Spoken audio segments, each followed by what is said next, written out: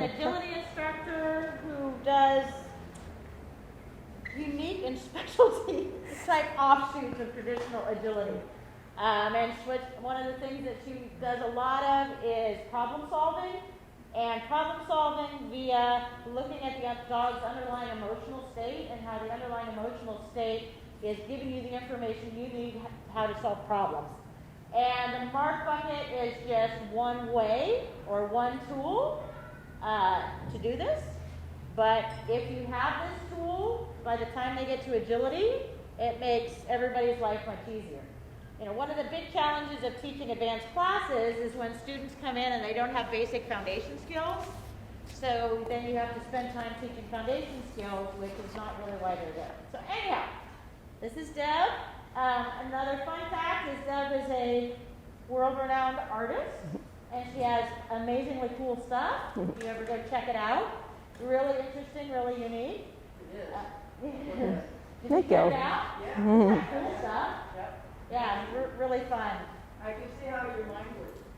Well, and you know, the biology of seeing is an integral part of my art, and I was on panels with neuroscientists and Nobel laureates and stuff in New York City with, you know, huge auditoriums talking about vision. And so for me, this is the same as my art, is learning to see, because before we know what to see, we can't actually see it, and once you see it, you can't unsee it.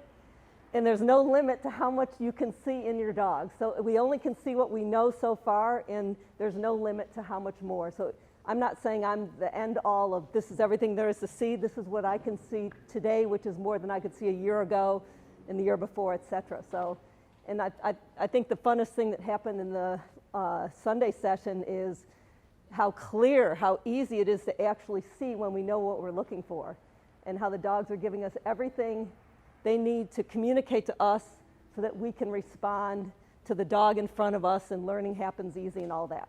So that's my mission with dogs. And I'm smiling. If you're wondering if I'm smiling whenever I'm saying anything, assume it's a yes, I'm smiling. So. All right, so enjoy, you guys. Okay. So of the dogs here, how many dogs need to be out and moving every 20 minutes versus comfortable just chilling in a crate? 30 minutes? Yeah. 30? She's fine on bed. Fine? Fine? Okay, because one of the... We'll find out. Okay. Well, you know, I welcome all different kinds of feedback, the positive, the neutral, and the negative, because through the negative, I can make changes. So one person said their dog was in the crate too much. And for this class, just to create the right expectation, if we're all working with your own dog and not seeing all the other dogs, chances are this class would be about training an external behavior of 2 front feet on a mark. And if that's what you take away from mark training, it's just one more prop. It's like takes the place of a sit or go to a bed or go to a crate. But the real beauty of mark training is that it slows things down.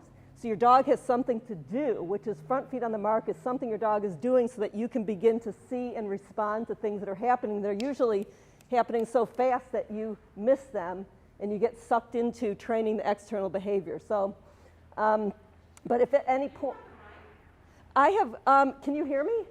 Yeah, I hear you. Okay. Yeah, okay. As long as the black truck doesn't go by, I'm fine. Okay, so yeah, so ask me to repeat if necessary.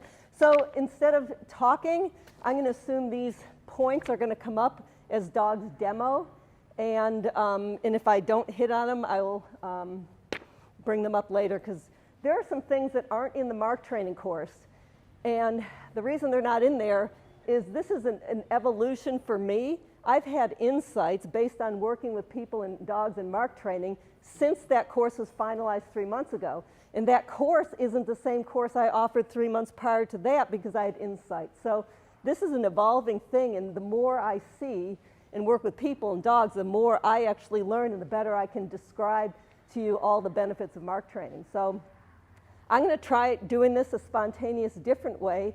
And how many of your dogs have, you know, if you put a mark on the floor, they're going to hop on it? Hop on it? Not yet, you're just brand new? Yeah. Yes? Yes? Okay, great. And how many weeks or months have you been doing mark work? Well, I wouldn't call it mark But, That's different but now. stepping on, like, But he's been getting up on buckets for over a year. okay, Probably same over. I've had him a year and a half, so all that. okay, okay. Okay, a couple weeks, in 2 days, good, okay. Okay, so this is going to also be good to just to see, you know, how different it is starting, how quickly dogs get to the point where you can use them at some level. But if you watch that video, the promo video, you see all this high-level enthusiasm and driving as though driving to a reward. That's because through back chaining, which I'm going to describe, that the mark bucket and your praise and the paws become as rewarding to dogs as the instinctual toy play or food can be to dogs. The goal of everybody who's not working their dogs is going to be to see how much you can see in the dog's mental and emotional state. Every little subtle sign. Good boy. Good. So you can see the dog went from distracted, checking out to the environment, going, oh, here is simple math, right? 1 + 1 = 2. Let me do something. The dog chose to focus. So let's get him a little further apart so he's not doing that. That we want, yeah, because you know, go ahead. Because you want to differentiate between different behaviors. And the more similar they are, the more important it is to differentiate, right? So that you have a dog that sees a bucket, does front feet on, sees a travel plank, seats rear feet on, that type of thing. And the more your dog understands both of those similar behaviors, the better he understands each of those. So I would say mark buckets are solely for front feet on, and a dog isn't wrong for putting the rear feet on, especially if you've done 2 on, 2 off before front feet. I taught him a plank. I don't have bucket. I have one bucket at home, but I have some little Well, platforms that that's beautiful. So with a dog that is wanting to do rear feet, I would stick with the smaller buckets. Part of my philosophy is making the right choice easy and the wrong choice harder through setup. So what's going to make the right choice easy with this guy is smaller mark buckets, and there's even a smaller one yet, a 2-quart one, that a dog is definitely going to want to just use front. Yes. So how have you been marking the behavior of front feet on the mark? At what point are you telling the dog that's what you want?